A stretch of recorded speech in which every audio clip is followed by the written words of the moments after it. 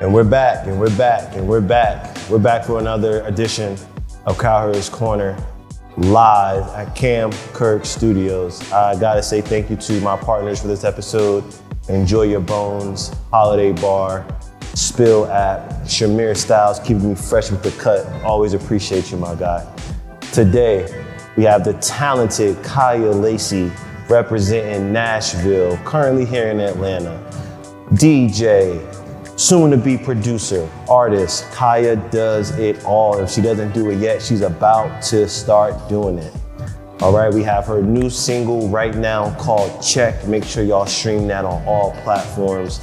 Kiya is a force to be reckoned with, not an overnight success, just became a success one night. So listen, lock in. I appreciate you all tuning in. This is another edition of Cowherd's Corner Live from Cowherd Studios. All right. Well, we are here for the second time at Cowherd Studios. Appreciate y'all coming out. Thank you. I appreciate y'all fighting Atlanta traffic to be here with us this evening. So again, my name is Cowherd. This is Cowherd's Corner. This first started out as a podcast up in Peachtree Corners at Prototype Prime. Took a break, came back in 2020, I guess for season 2, if you will. And ultimately took some time to figure out what could I do different to stand out from the other niggas in front of a microphone.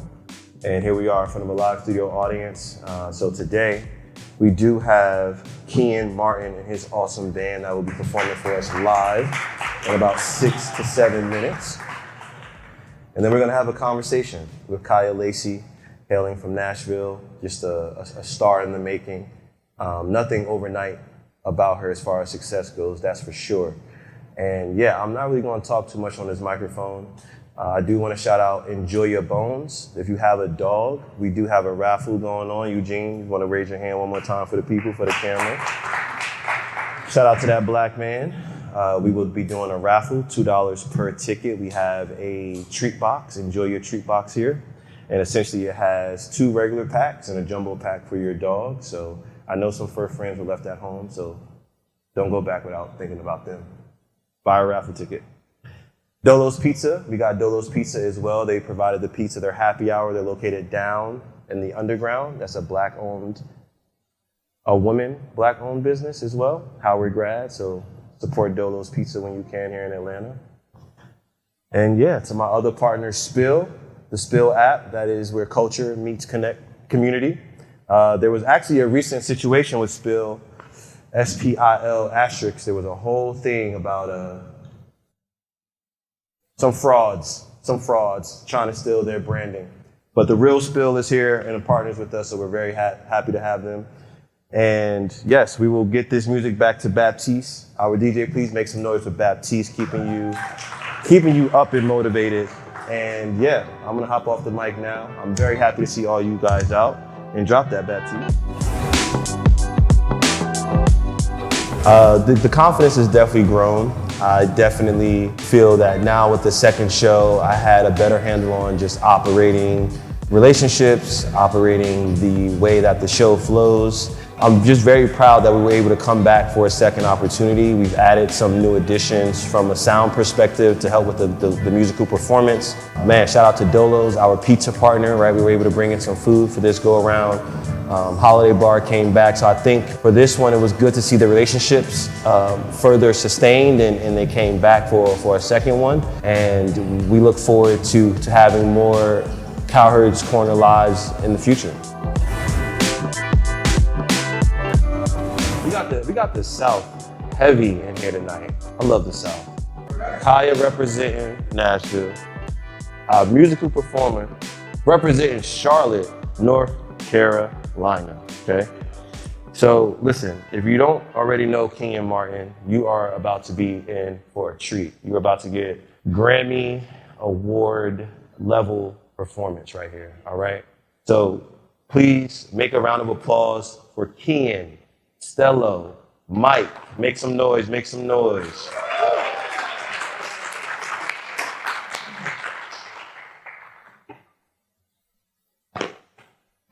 1-1. How's everybody feeling? Y'all good? Well, I'm glad to be here. Can y'all make some noise for my brother Cowherd? Y'all make some noise for him? Long time brother. I see a lot of AUC Spellhouse family. Shout out. Yeah. So we're just gonna set some vibes. Grateful for this opportunity. And y'all like R&B music? Yeah? Okay. Y'all not a shy crowd, are y'all? Y'all gonna sing along? Sure, if we know it. Okay, I love it. All right. Let's get right into it.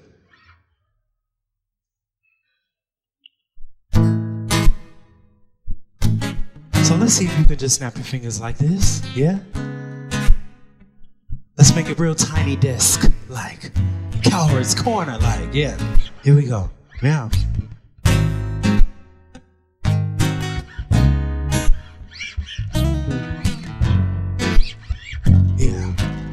Send me your location, let's focus on communicating. I just need the time and place to come through. Send me your location, let's ride the vibration. I don't need no one else but you. Yeah. At times I wonder why I fool with you. See, this is new to me, this is new to you. Initially, I didn't wanna fall for you. Gather my attention, it was all for you. So don't say take advantage. Don't leave my heart damaged. To understand that things go a little bit better when you're planning. So send me your location. We can focus on communicating. We can find the time and place to come through. Yeah, send me your location. Let's ride the vibration. All I need is a time and place to come through. Let's turn up. Yeah, send me, see your location. We can ride the vibration. I just need the time and place to come through. Yeah, oh, send me your location. We can ride the vibration, the vibration, the vibration. Yeah, listen, here, say, I wanna know your name and I want to know if you got a man.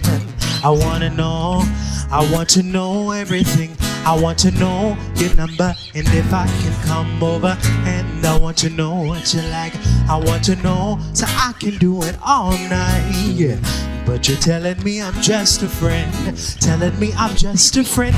Oh baby, y'all sing. You got what I need, yeah. You say I'm just a friend. See, I can be your fantasy. Hey, can I mash it up with something else? Yeah, hey, listen. Hey, I'm sorry, Miss Jackson. Ooh, I am for real. Never meant to make it out to cry. I apologize a trillion times. Hey, I'm sorry, Miss Jackson. Ooh, I am for real. Ooh, snap. Now come on, let's take a longer walk, see around the park till after dark. Yeah, I'll find a spot for us to spark conversation, verbal elation, stimulation, share a situation, temptation, education, relaxation, motivation. But maybe we can read Revelation 3:17, or maybe we can see a movie, or maybe we can see a play on Saturday, or maybe we can roll a tree and feel the breeze and listen to a symphony and chill and just be. Or maybe we can take a cruise and listen to the roots and eat some passion fruit. Or maybe we can cry.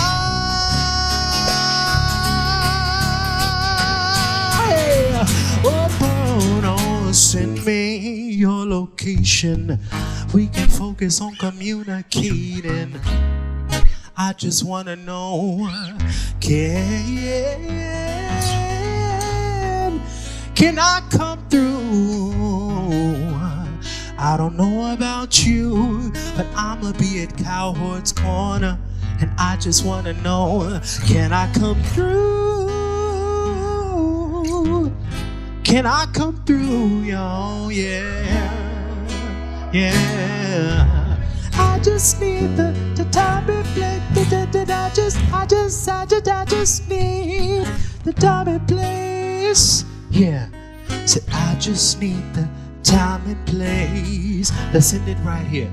To come through. Yeah. Yeah.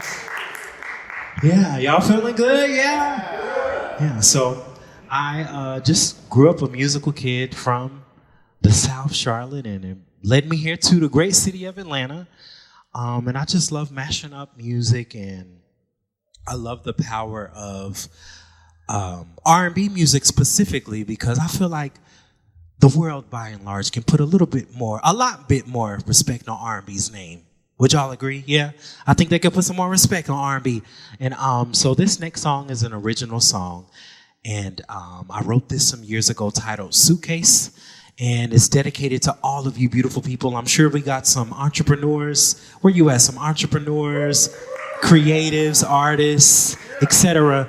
So this is a song that I hope will remind you, no matter what life throws your way, at the end of the day, this song titled Suitcase, I was reminded as an artist, I want to travel the world. And so I hope that this song will reach you. So, yeah. So, I want you to just snap one more time to help me create a nice vibe. Yeah. And I want you to get your dream on your mind. And I don't know your background, your personal business, but I understand that we have haters, we have naysayers, and so I want you to lock into whatever your dream was. And I want you to be reminded that it's your duty as an individual to see your dream, not only from the start, but to the finish, yeah? So, here we go. Listen, yeah. So I've got places to be, things to see. Let's hit the road, it's time to go. What you waiting for? I'ma be living out in my suitcase. Yeah. City to city, state to state, country to country, dispelling the hate. If that's what it takes, I don't mind. Yeah, listen, say I'm tired of living this way. That's why I'm packing my suitcase. I'm only taking what I need. The world is waiting for me. I won't sit home any longer when there's a child dying of hunger. I should be making a difference. I'm telling the truth. Wasted potential is the death of many, yet there's plenty of dead men who live because their work slip on, though they've been long gone. See, I know you and me both can be like them. Can you snap? Hey, yeah. So I've got some places to be, things to see. Let's hit the road, it's time to go. What you waiting for? I'ma be living out in my suitcase. City to city, state to state, country to country, dispelling the hate. If that's what it takes, yeah. Hey, verse 2. Living out in my suitcase. Say I'ma make a difference, not gonna walk in ignorance. I'ma leave an imprint, I'ma change the world.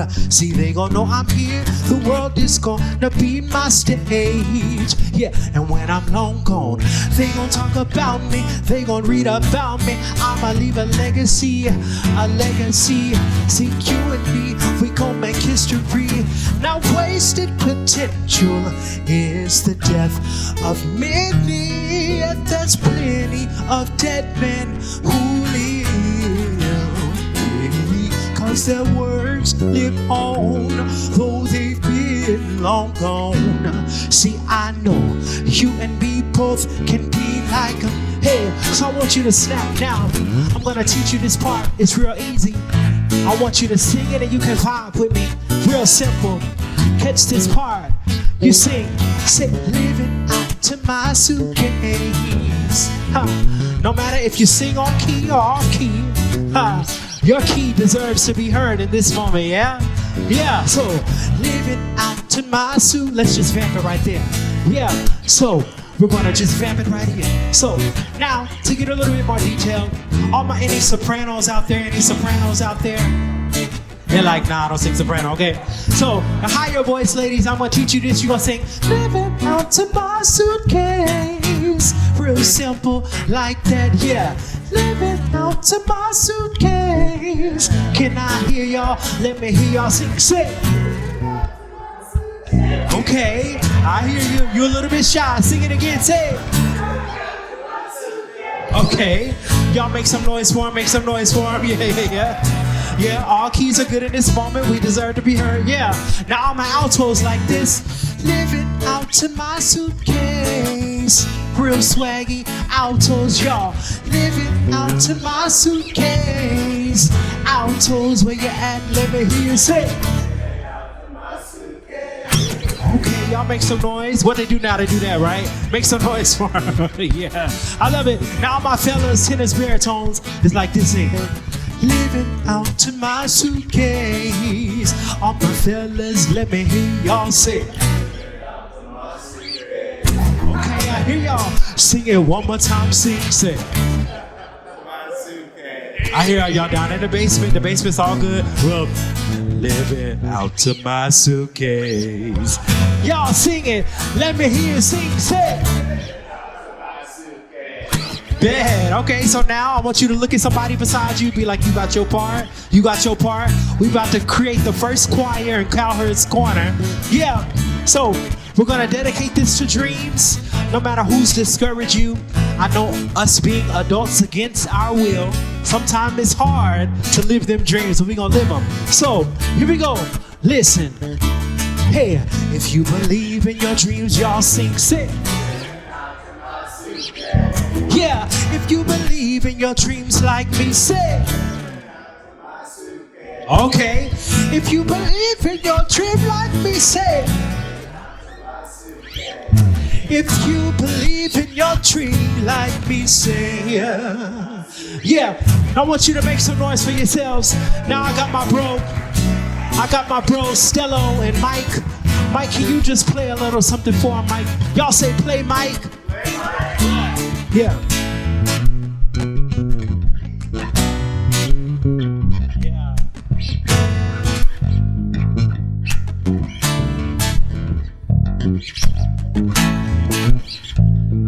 Play, bro.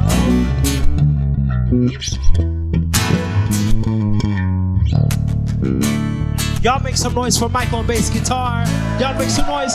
Now we got my other bro. We go back like 4 flats on a Cadillac to 830 Westview Drive, Morehouse College. Y'all say play, Stello, play.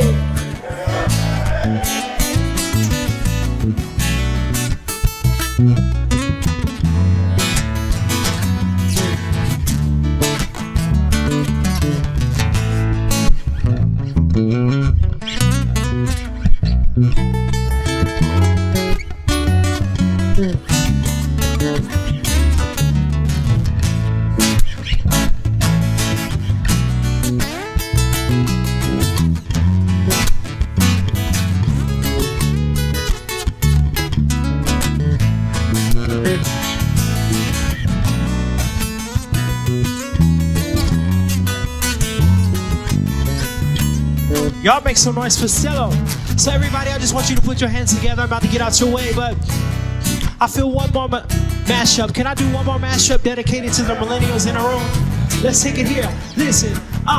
See, staring at the blank page before you. Open up the dirty window. Let the sun illuminate the words that you cannot find. Reaching for something in the distance, so close you can almost taste it. Release your inhibitions. Feel the rain on your skin. No one else can feel it for you. No one else can let it in. No one else can speak the words on your lips. Drench yourself in words unspoken. Live your life with arms wide open. Today is where your book begins. The rest is still unwritten. Y'all, hey, and we gon' be living out of our suitcase. Yeah, yeah. See, we gon' be living out of our suitcase. Last time, here we go. We gon' be living out of our suitcase. For all of us, we gon' be living out of our suitcase.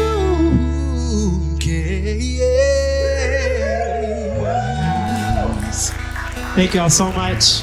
Kiya Martin. Shout out to Cowherd's Corner. Let's live our dreams, y'all. One love. I would say, when I first started this, it started as a podcast. I'm very firm on calling it a talk show now. It really was stemmed from a place of focusing on Black and brown entrepreneurs who I call in the fire. So what that breaks down to is, I was talking to people that hadn't sold their company for, millions of dollars, right? They're still working that 9 to 5. Every check is going to their baby, whatever that entrepreneurial endeavor is. And, I think that now what I want to do is just make sure that there's nobody that's up and coming who doesn't feel supported. And specifically, again, Black and brown individuals from an access standpoint. And I want people to look back at their interviews, their content, whatever it may be, and just know that they had a good time here at Cowherd's Corner. And this was one of those opportunities where the focus was on them and the shine was on them. And the platform is to propel those who want to come and shine their light to the world. Hello! Can y'all hear me okay? I'm a yell. I'm gonna just use my inside, outside voice. I talk loud if you want. No, feel free to use the mic. Feel free to use the mic. So, I'm very excited to have this conversation with Kiya because I think that oftentimes we find ourselves trying to either show up for others more than we show up for ourselves, or lack of a better term, people pleasing. I know that Kiya has not had a road, filled with glitter. So we're gonna really just ask some questions to really get her to open up to you all, open up to me. I may do the same. So, first thing I wanna ask you is, who are you, right? Like, who are you and how did you come to this version of yourself? Tell us about that. Okay. My name is Kiya Lacey La Fruta Mami. I'm an artist, singer-songwriter, DJ. La Fruta Mami is a business that I started during the pandemic. It actually kind of birthed at a Cowherd Studios, which is crazy. I worked here during the pandemic, and I got the grand scheme idea, what am I gonna do to take care of myself if I can't perform or make money off of music, and what does my future look like? I had studio time because I worked here and I shot the content. Shout out to Kim. Shout out to Marley for hiring me. Yeah. I can say this now. I'm a full-time creative, full-time artist. That's elite. Yes. That's elite. We love that. That's a testimony. Hello. But yeah, Church. I'm an all-around creative. I do what I have to do to get the job done and to make my dreams come true. So yeah. Love that.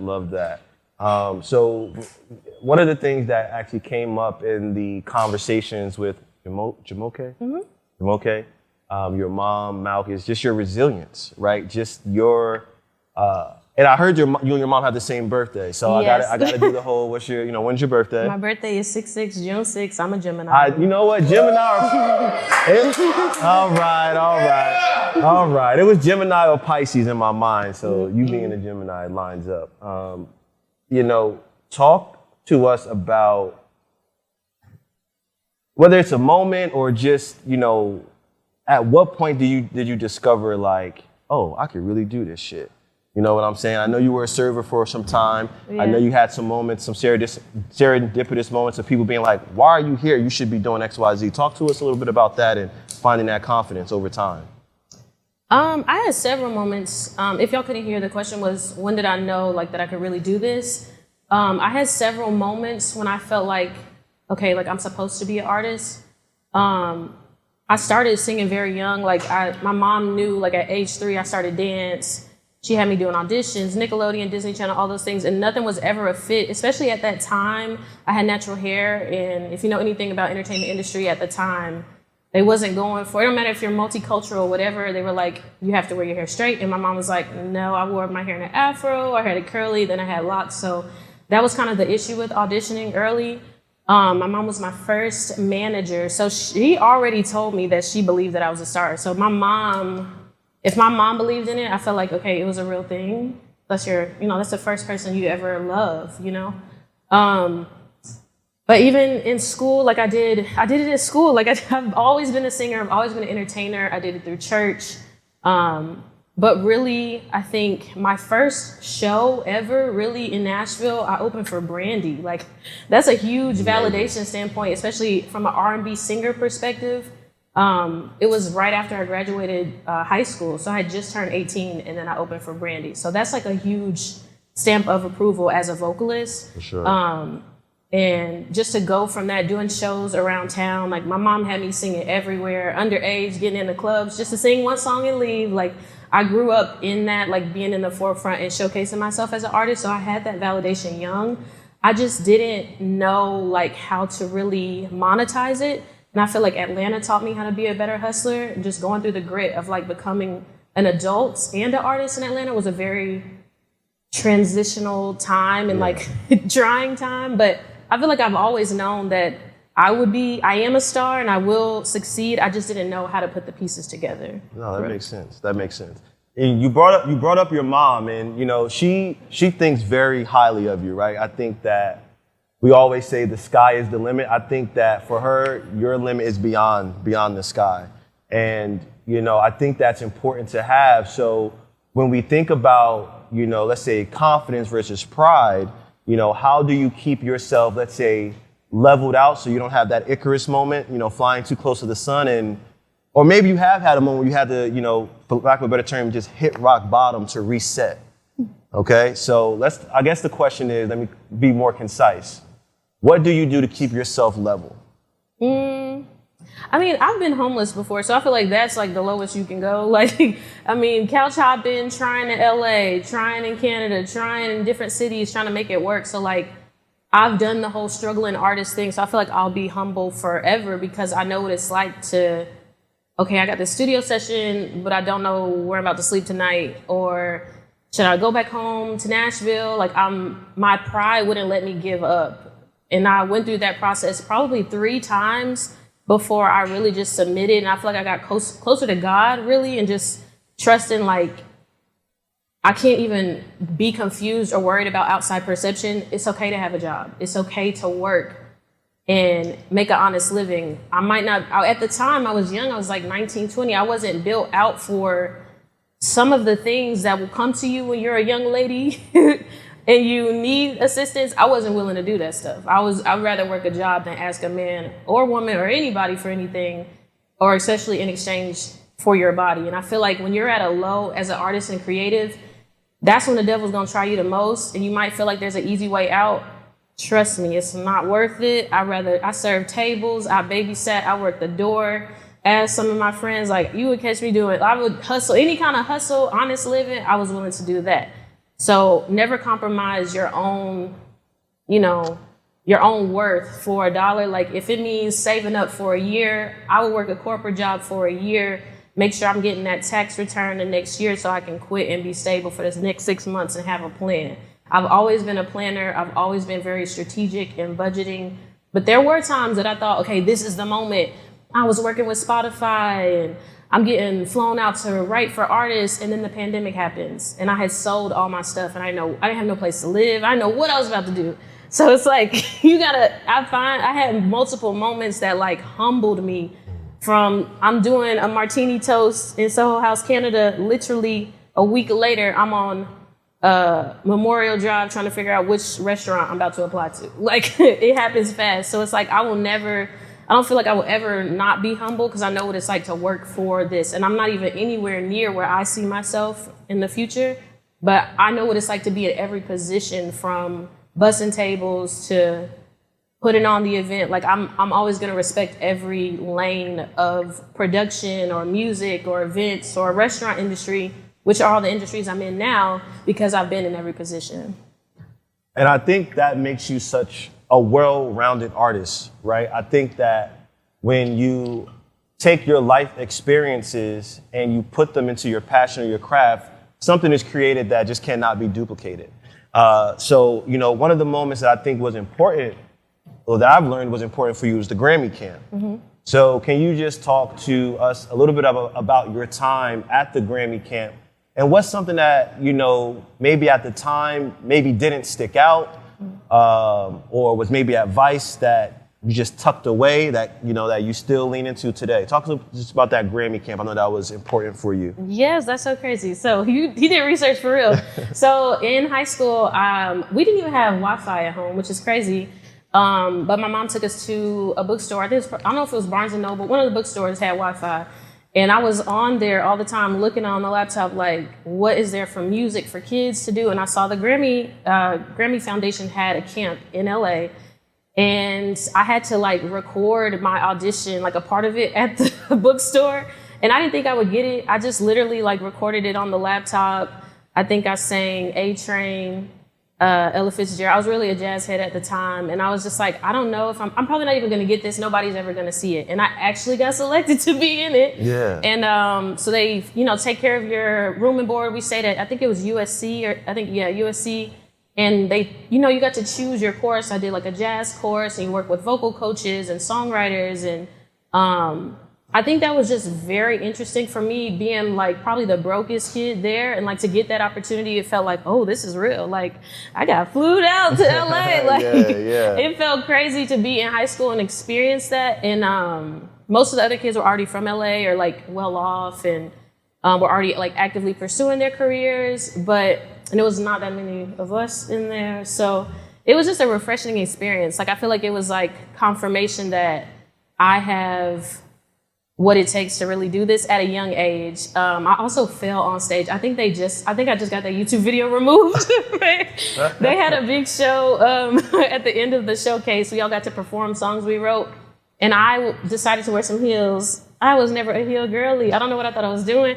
I literally fell song one, but I feel like that moment taught me that I was a good performer, because I like did I used to dance too, so I like did some spin.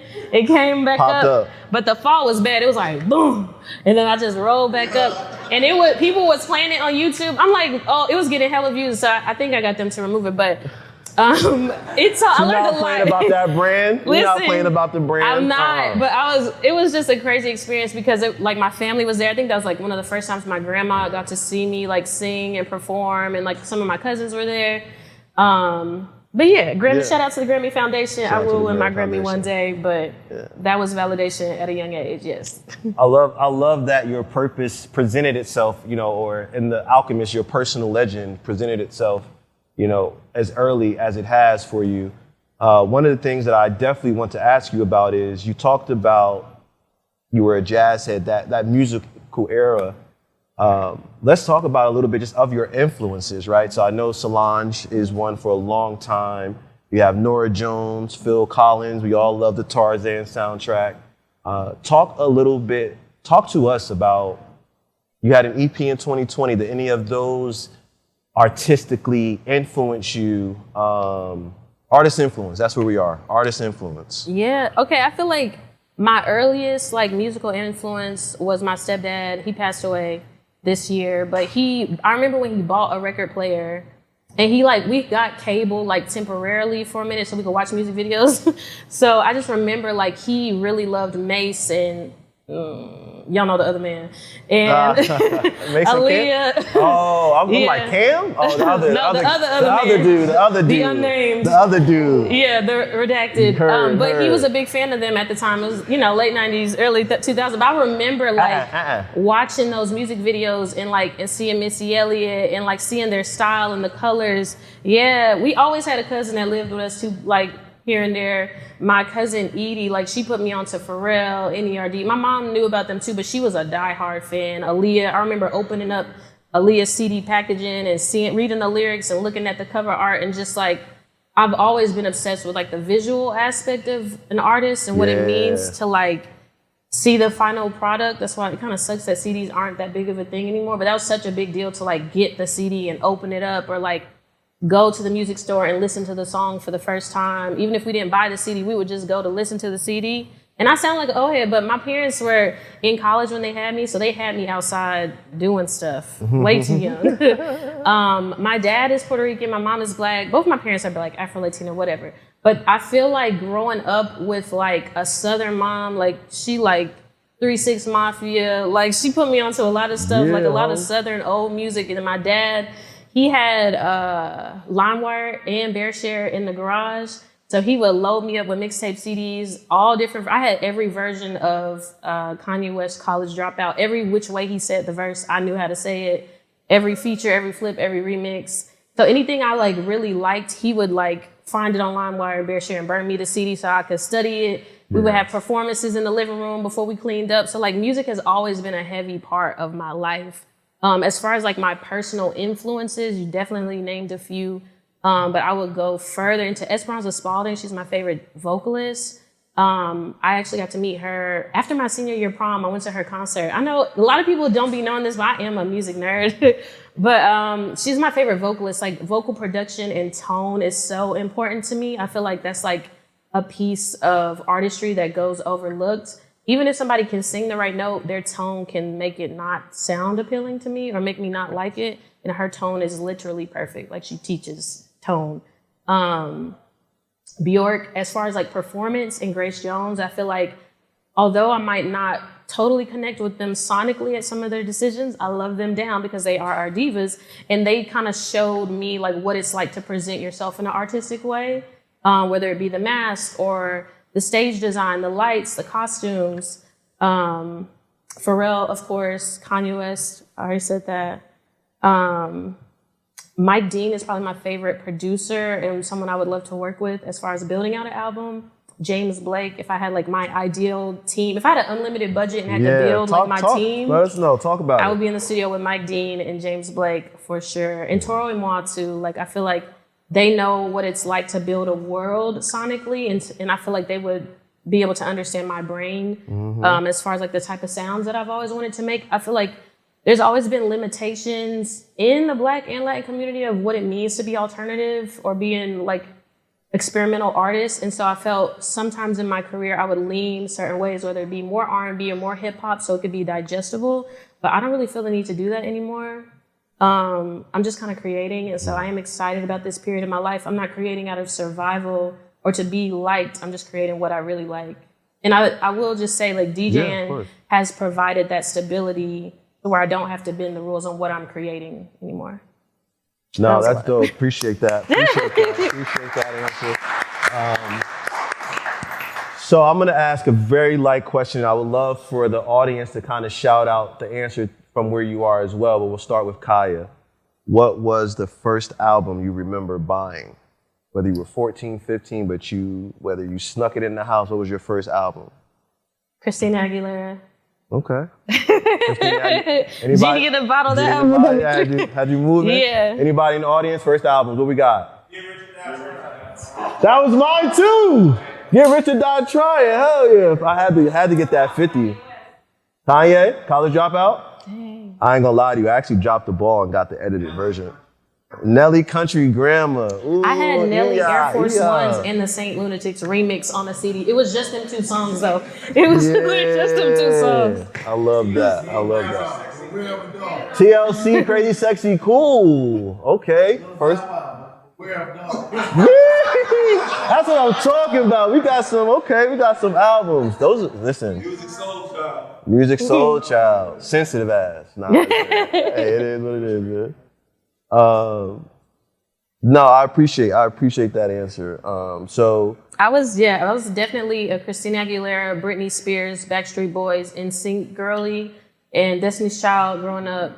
Like when I had literally still have all of those CDs in my room at my mom's house. But like I had a little CD player, and I literally had those CDs on rotation. That was like the beginning of me getting teased because I definitely grew up in the hood. They were like, "You listen to white girl music?" But it was just the music that I liked, and Christina Aguilera be singing down. Singing down. That's a fact. That's a fact. You mentioned a world, a universe, and I believe I was reading an article, and that's one of the writers mentioned that. That's what you're essentially building to some degree, right? So I'm a fan of Marvel, right? I'm a fan of DC and John Wick and these worlds. So talk about, Kiya, Lacey, La Fruta, Mami, and just talk about the world that you are currently sitting in with it all, right? And then what's it look like? We're talking about stands out on New York, out in Times Square, La Fruta in Times Square. What's this universe look like? Give us a little bit of insight into this, what you can. I feel like I'm just now finally connecting the dots for other people. It's already been connected for me, what Fruta Mami was. It started off as me just needing to do it for survival and needing extra income, but also just having a reason to explain my ethnicity. I'm not a head ass, no shade, no tea, but I really hate when people over sexualize the whole Latin experience, or oh, that's why you're pretty because you're Puerto Rican. No, I'm pretty because I'm Black. Let's be clear. Hold on. I wouldn't really, and I never really felt fully identifying with the Latin side of me until I moved in with my grandmother and I started practicing the language and immersing myself in the culture. But I really just didn't like that my validation came from me being multiracial, and I didn't like how people would try to retract that from my Blackness. And I know that's weird, but it's just it was just a thing for me. I'm I don't like that y'all do that. That's weird. But Fruta Mami gave me a reason to kind of express and explain where I come from and my culture, and made me feel more excited to share that. And now it's kind of grown into its own thing. There's a sector of people in Atlanta that know me as Fruta Mami, and they don't really know Kiya Lacey, the artist, and vice versa. There's a lot of my people that listen to my music that don't really know what Fruta Mami is, or they're just now what is going on with this? And I'm it's very clear. I don't know why it's so hard to digest somebody being multifaceted, but I feel all artists should have multiple things they put their hands in to make money. For real. It's you can't just do one thing. And I've always been passionate about food and bev, even as being a server or working with food, but I lost track of the question, Loki. What is okay. but that's what we're trying to, we're talking about this universe. Oh, the universe I'm building. We can get lost. Yeah, the universe you're building. You know what I'm saying? That gave me, it also, Fruta Mami gave me a reason to explain my culture and where I come from, and what I'm doing with the Latin music, even to where I brought my world together. So me just I've always thrown in a Latin word, even for my first EP, or a sentence here and there, but me immersing myself into more Latin phrases or choruses or anything, it kind of bridges the world with a physical thing. And then also it made me have an alternative option to merchandise. I don't have to convince you to buy merch as an artist. I have already built a separate brand. And if I'm to get signed, when I get signed or do a distribution deal, brand deals, whatever, they can have a percentage of Kiya Lacey. I own 100% of Fruta Mami. So if I get a pub deal, they want 30% of Kiya Lacey, the artist, that's fine. I'll also be dropping a merch collection through Fruta Mami. That's 100% myself. So I'm separating the brands and building the two. If I'm to sell, say I sold Fruta Mami to Tajín or to Jarritos or some brands, they can buy that out. They can buy me out of that, but I'll also still have Kiya Lacey. So it's me setting the tone for my future financially. Even if I get a big investment, I still will have something to put some money towards. That's not just music. So a lot of times I see that artists are just scrambling. What am I gonna? They try to start a brand while they're artists. I've built something now for the past 5 years that's gonna grow with me as my career grows. That has nothing. It has something to do with my music, but it's adjacent to my music. I will shout out my boyfriend Malcolm. We brainstorm a lot with ideas and making sure the world kind of makes sense from the branding side and the color scheme, and then it rolls into it made everything easier. It's now I don't have to overthink what does it look like for Kiya Lacey the artist. Kiya Lacey is Fruta Mami. So now my nails are always fruit. Shout out to the nail dragon. But it made everything easier with choosing colors or choosing what the visual looks like. It kind of all ties in with my brand Fruta Mami. For sure, for sure. Well, I think that the universe that you're creating is important because it's very, I believe that in my experience, when I'm juggling a couple things, if I drop something, I don't feel like totally defeated because I'm like, oh, well, I do have this over here to keep up with. I also want to take a sidebar, shout out Malk. This shirt, Coffee Was Black. Make sure y'all check them out as well, you feel me? We got lovers and entrepreneurs working together. We always love to see that. So, you know, one of the things that I also am interested in hearing, because I think as entrepreneurs, support is very important. And, you know, it's so funny because I was talking to my boy Lou, and we were just talking about having to weed your garden. And your best friend also used that reference about you realizing when maybe reciprocity is lacking and weeding your garden. So I definitely would like to talk to you about what has support meant for you, how has support shown up, and what has weeding your garden looked like. You know, getting the wrong people out of place, but sometimes you just got to put somebody into a different place and it works out. So talk a little bit about that, if you can. But I feel like I'm still kind of in that process of learning like how to weed out. I'm a very like loving, over understanding person. I want to help everybody, and I feel like this year is like about me learning how to take care of myself, because I'm the type of person that I will pour out of my own cup, give you the cup, and then I don't have anything for myself left. And I feel like that's kind of been the thing that's held me back for so long in excelling in my career. And when I started to put myself first, that's when things started to really lift off, because it's like I am the focus. Like if I get myself to a good place, then I can help everybody. Like I've always, like, I'll get these random like brand deals or like large sums of money, and the first instinct is to help my family. And I had to realize like I can't always do that, because if I'm just giving, and I'm leaving myself empty, like we're not gonna get to the next level. Like I gotta get myself to a good place first, and then I can start helping everybody out. Yeah. As far as a team, I've had multiple managers. I've worked with a lot of different people, but right now I know that I'm the best for myself. I know what I need for myself. And if a manager comes into play, they have to be really bringing some life-changing opportunities, things that I can't do for myself. And right now I don't have that option. I am building a team, and that's more so from the like content, visual assistant standpoint. But there isn't much to weed out. I feel like it's more just redirecting what I can fully give my attention to, and I need to do that for myself. Like I need to give that to myself so that I can grow. But for the most, my team is me and Malcolm, for real. Like I don't have a team. Shout out to Muhammad. Like I've hired him for photos. Like he helps us with Coffee Was Black. He's always there for us. But you know, there is not a real team behind everything. I will say that like I have two sides of my brain. Like I can switch from like artistic mode and then super admin, like I don't even know. Like most artists don't have that other side, and I'm very thankful for that. Like, and I think that's part two to my mom. Like we have the same birthday, and it's kind of creepy. Like we're the same person, and I feel like she has all the crazy creative. I have the crazy creative, but like I also have the like, okay, let's be realistic and have. We started a business together when I was in 6th grade, and I was the cashier. So like I would be like, hold on, this is the price. I priced all the items. I went over our inventory and merchandise. Like I've always been that way, very calculated. But yeah, like I learned the hard way at a young age, especially moving to Atlanta. I was so naive. I didn't really know what lean and weed. I don't know what none of. I grew up in the church. I got exposed to a lot of stuff early, and I was way too trusting of people with my money, with time. And sometimes it's okay to learn the hard way and go through some stuff. Like I was way too green. Like I needed to get a little life experience and learn to have some better judgment. So for sure. Yeah. I watched one of your past interviews. She definitely had that Atlanta experience. Got the car stolen. My first day here, I got my car stolen. She did have a car stolen in Atlanta, so she's definitely living that. I want to switch gears as we, start to wrap this conversation up.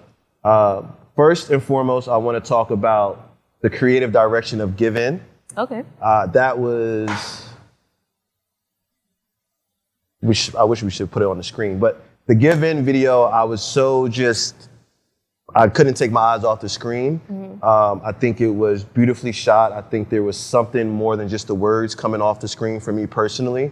And then after you tell us about Give In, we'll talk about Check. But let's let the people know about Give In, one of your music videos on YouTube, one of your singles or tracks, and talk to us about that. Okay, Given. I actually shot the cover art at Kim Kirk Studios. Pretty much a lot of the stuff that I did between like 2018 to 2021, like I would shoot at Kim Kirk Studios. I didn't work here at that time, but I love this studio. So it was like the place that I knew that I could get the shot that I needed. Christian Cody actually shot the cover art and that visual. And he's gone on to do like Met Gala and everything. If you haven't seen this video, it is my top like streamed YouTube video. It is very artistic. It premiered on Afropunk's website. The day it premiered, I was actually working with Spotify in Canada. So at the time, I just thought I had made it. This is right before the pandemic. So right before my world crumbled, this was like the peak moment for me. The original idea for that video was supposed to be Edward Scissorhands. That's when we kind of transitioned to Yoko Ono's cut piece. If you're an art head, Yoko Ono did like a interactive thing where the audience got to cut pieces of her clothing off of her. This was like, I think in the 70s. So we kind of shifted gears to that. Shout out to Homeboy. He was a co-director of that. And the main reason we shifted from Edward Scissorhands is because the nails that I ordered didn't come in time. I needed these like extendo nails, which was crazy because like a few months later, Rosalia ended up doing a music video with long nails. And I was like, glad we didn't do that because that would have definitely got overlooked. Anyways, back to the meaning given in. That song was on the 6th EP and it was written about me like giving into like, this is kind of sad, but like the idea of unaliving myself or like depression and like those thoughts that I was having, I was really depressed at the time. And it was like, I was basically talking about the concept of just like giving into those dark thoughts and like what it felt like to be pulled from different people. And so you'll see the guys in the music video, like cutting pieces of me. And it was like all the relationships and life experiences that were pulling me away from myself. And at the end, I kind of like transition and you see me in the all white. It's a very like dramatic video, beautifully shot. No shade, no tea, but I feel like Beyonce saw that video because one of my models is actually in one of her music videos. For real, it's a scene where she's sitting the same way I'm sitting and she has men around her. And it's one of the models is in my music video. So I'm like, somebody might have showed her the reference. That wasn't the first time that happened. The cover for that, for the Down release, I had this mouthpiece. I found this jewelry designer from the UK on Etsy. No mutual followers, nothing. She only worked with like Georgia Smith. Fast forward, Solange ends up using her for something for her cover. So I felt like, okay, like I feel like I'm doing something right. And somebody's creative team is seeing what I'm doing. And it just felt like I never got that acknowledgement. But I say all that to say, like, if you have ideas, execute them fast. You never know who's also getting inspired by things or seeing things online. And it might not be that someone's copying you or stealing from you, or maybe y'all have seen similar mood boards or ideas, but sometimes they do be seeing your stuff. And it might be that creative teams, not the artists directly. But yeah, given that release, that song, that EP, I thought that was going to be a life-changing moment. The release of the 6 EP, we also had at Kim Kirk Studios. When I dropped that, we partnered with Red Bull to do that release. And I had recorded all those songs with Spotify. And I thought, like, this is my moment. Like, life is about to change. But, yeah, life did change differently. Life definitely changed in a different way. Life did change. So I think that's where you were then to the bravado and the confidence, the aura. There we go. That's why we got a live studio audience. You feel me? The aura that you are speaking to and performing with in Check, right? Like, in my opinion, two different artists. Those are two different artists. I'm a Gemini. Speak on it. So talk to us about Check, where that came from. And yeah, this is, again, Check is her latest single on all platforms. It's fire.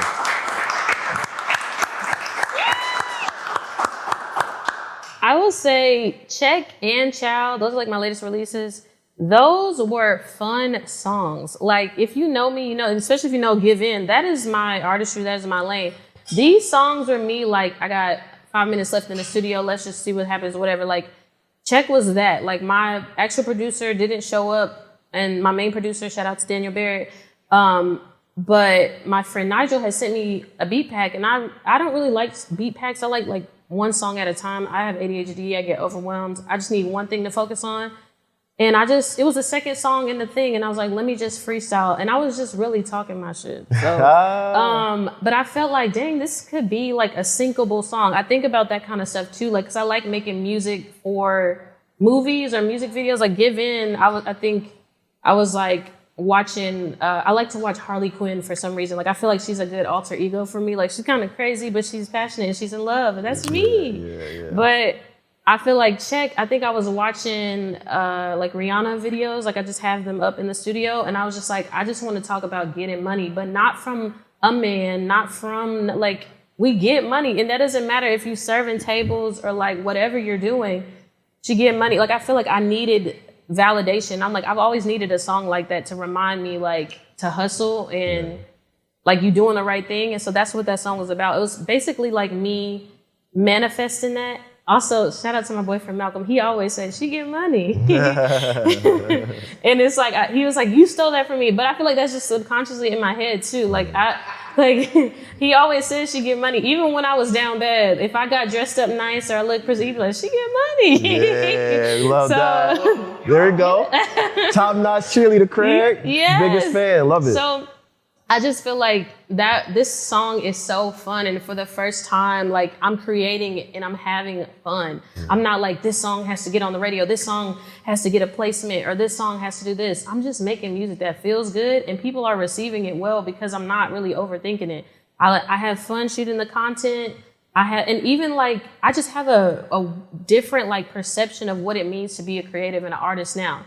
I don't want to have to be down bad ever again, but it's like, I know it feels like a Monopoly game. Like, I've played this game before. I see my future. I know what I should be doing. But even if I was advice to myself and go back, perception is everything. If I was myself a year ago working that job or serving tables or that work from home job I didn't really like, once I started like seeing how much money I was making and how much time I was spending on the energy of not liking where I was, I could have been creating a plan. Okay, let me put $100 towards this photo shoot or this studio session or posting this reel every Friday. Like, I literally had to shift my brain to say, come this month, I'm gonna have this song done. I'm gonna create a project. I'm gonna write a checklist. Like, no matter what you're doing, you don't just wait till things come together. You can make it come together, and them years are gonna go by regardless. Like, time is gonna pass, but it's like, if you sit down and make a plan, you can make it happen while you have a job. You don't have to wait until you're in the right space or hanging with celebrities. None of that really matters. Like, work on your craft where you are. The time will go by. And like, I feel like once I shifted my perception of like what it meant to be working my job, I was like, okay, I'm making this much money. I literally created a plan to buy a new car. Like, I started just shifting. I was like, I'm gonna go on tour. I started speaking into my life. Like, I'm gonna do this by this date. Sometimes it happened by then. Magically, all of these things have been happening. Every time I say I'm going to achieve this, it's going to happen. I'm going to start receiving more brand deals. I'm going to post that I want to work with brands. Boom. Working with Nike, working with these people. It's like, I'm speaking over my life in a positive way. No matter what my current circumstance looks like, I'm speaking over my life. Like, I want these things to happen. I receive these things. I'm showing up as my best self.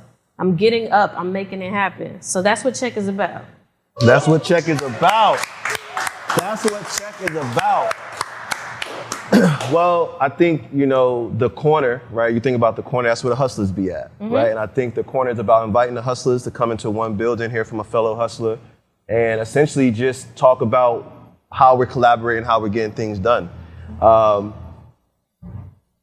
wanted to end on that note. You talking about Check, you feel me? So if there's anything for the people you want to close out with, your tags, where to follow you, upcoming events, this is your time. Let the people know.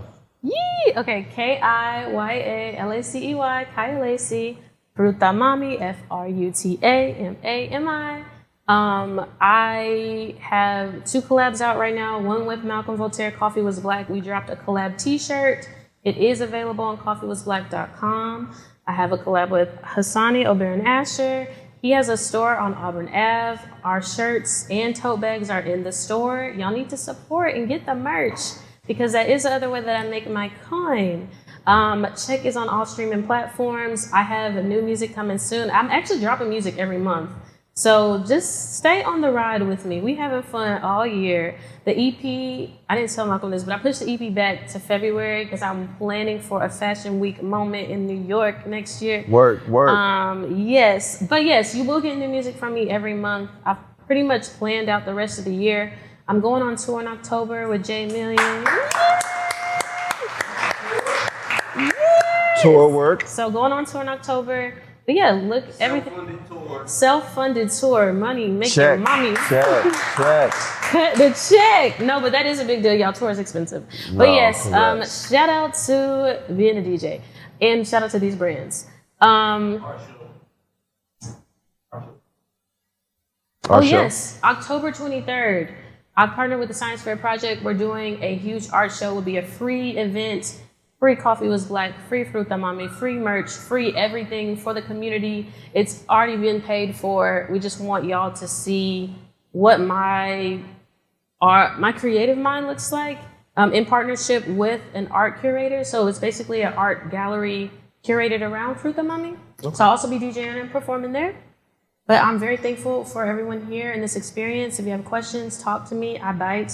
No, I don't bite. Just talk to me. I do have some merch for sale. I have the collab t-shirt with O'Bear and Asher, our tote bag, and 3 trucker hats left. So, thank you. Yes, I said that. Follow me on everything, yo. Thank you. I'm going to take the mic real quick. Clap it up for Kiya. All right, that's the conversation with Kiya. I want to take the opportunity again to thank Cam Kirk Studios for having us again this August. It's really been a pleasure here. The team's been awesome. Again, to my partners and Spill, please download that Spill app where culture meets community. We also have Shamir Styles, who kept me fresh with the fade. Shout out to my guy. Holiday Bar, we used to have the espresso martinis back there as well. And Dolo's Pizza. Also, my boy Eugene is here with Enjoy Your Bones. We still have that treat box. We'll be doing that raffle, so I hope you got your raffles, people. And I hope you all enjoyed yourselves, man. This won't be the last one. We will be back sooner than later. And make sure you follow Cowherd's Corner, COWHERDS Corner. And thanks for coming out. We're gonna give it back to Baptiste to keep the party going. And we're going to Ranger Station, right above Lady Bird. If you're not familiar, it's a very nice speakeasy. We're going to continue the conversation with those who want to come through, get to know the rest of our peers here. But again, blessed to have you. That's what I want to say. You said that you've been working and things have been happening. Faith without works is dead. So I want y'all to shout out again, Kiya, that she doesn't just have faith, but she's doing the work. You feel me?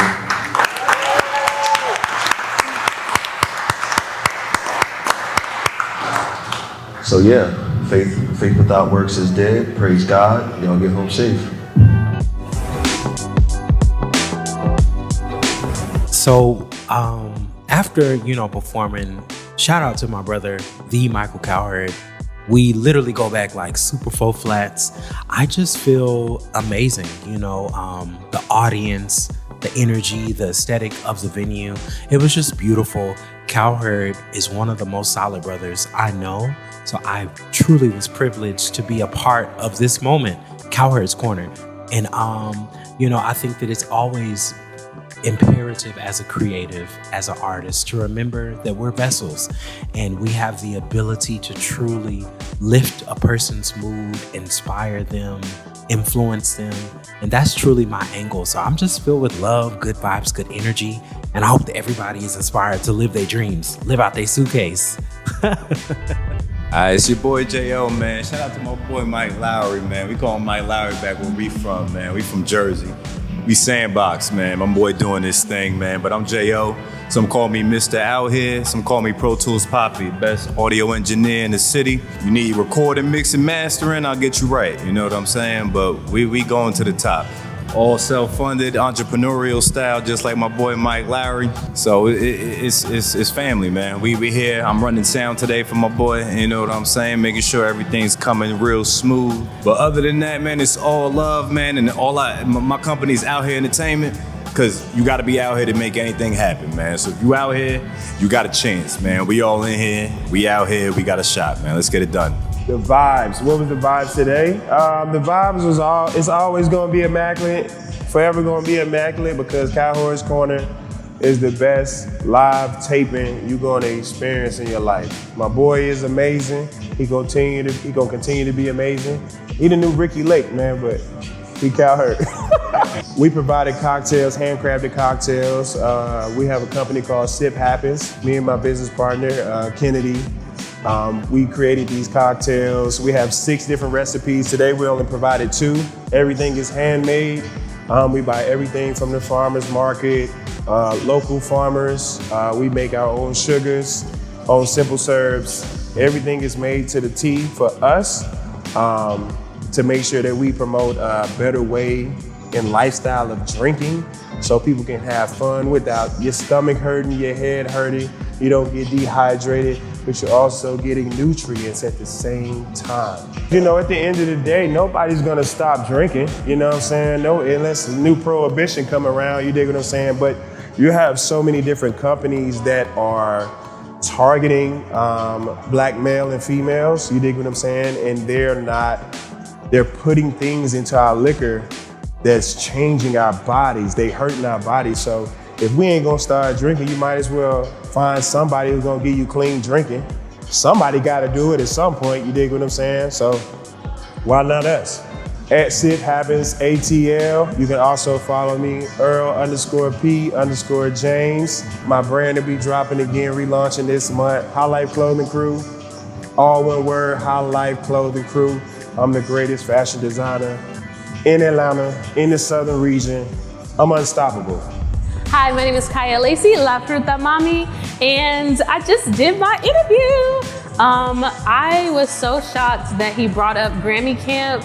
I did not know he would know that detail. I was really trying not to cry because he really spoke to my mom and my best friend Jamoke about, how I got into music and my experience as an artist when I was very young. But this was great, a great experience. Even just getting the opportunity to talk about my influences and how, I've worked my way to get where I am now and being very, very resilient. I've been making music since I was a child, but I would say seriously, 15 years. I've been taking my career serious for 15 years. And it feels like this year is the year that it really clicks because I'm not seeking outside validation. I've already arrived and I feel like I'm successful because I've defined that success for myself. I got plugged in with Cowherd's Corner through my friend Div, Cafe Fouille. So Cafe Fouille is owned by our friend Div, and Div and Cowherd are besties. But I've also worked for Cafe Fouille. I've filled in here and there. I'm a true hustler. He also taught my boyfriend Malcolm how to make coffee and helped with us growing our business. Coffee Was Black. So yeah, it's a full family over here. I mean, I kind of grew up like a sneakerhead, man. My sister was born in '85. I was born in '91. So that 6-year difference was pivotal to my style. You know what I mean? With other kids, they didn't know who Michael Jordan was. They was learning. My sister had already gave me the game. So I was very into fashion and style growing up. In high school, I won best dress. You know what I mean? I was the kid. Every 30 days, I'm flipping my outfits. You know what I mean? So I was always kind of been into fashion. I guess my personal style today is more so a blend of just shit I like. Me and my homies, we designed a lot of stuff together. And so whether it's my own brand or my homie's brand, Wisdom, I wear these every day because they're a prescription. But it's also it's a thing with style, you kind of want to have something that's repetitive to where people know it's you when they see it. So it's I found that with design, but then also with my style, I kind of embrace that side too, white frame out. I always got something for my hat on, usually wearing something I designed on the top. And then I love black-owned brands, so I'm always trying to source something that's whether it's Essentials, Fear of God, or something from Denim Tears, Pierre Moss. I'm always digging in the crates. Virgil is my superhero when it comes to design. So that's kind of where a lot of my design palette comes from. Even with my own personal brand, Coffee Was Black, I pull a lot of references from what Virgil was doing in the 2012 era, all the way to 2018, you know what I mean? All of that type of stuff kind of fuels who I am from a design perspective, everything, man. I mean, Cowherd's Corner was just good energy, man. I think it's beautiful to see Kiya get a platform to kind of speak organically about things she's been through over the last few years, and for her to like feel embraced too by her peers, to even be able to do all of this at Camp Kirk where she used to work. You know, I think it's just like a full circle moment. And we as creators, we need those to kind of keep us fueled and to keep us going. So I think it's just magical, you know, it was a magical night for sure. All right, that's Cowherd's Corner live with Kiya Lacey. Again, shout out to Camp Kirk Studios. Shout out to our partners of the day. Enjoy Your Bones, Dolo's Pizza, Shamir Styles, Holiday Bar. So grateful. MDM Brand Agency on the video production. Check them out.